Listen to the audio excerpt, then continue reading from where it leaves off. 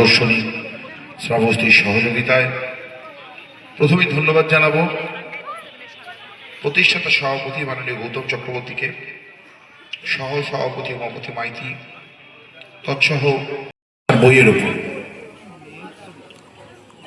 ইতিহাসের পাতায় আমরা দেখেছি নালন্দা বিশ্ববিদ্যালয়ে তার পুস্তকাগার ধ্বংসের কথা, ঠিক একই রকম একটা ধ্বংসের ইতিহাস আবার শুরু হয়েছে যখন আমরা ডিজিটালাইজেশনের যুগে এসেছি।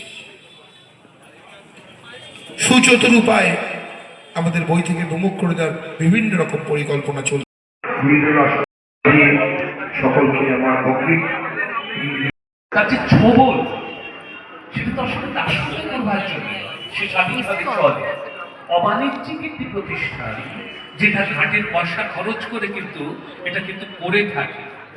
একটি পত্রিকা দীর্ঘদিন ধরে বই নিয়ে চলা, বইকে বাঁচিয়ে রাখা দরকার, আপনার সন্তানের জন্যই দরকার।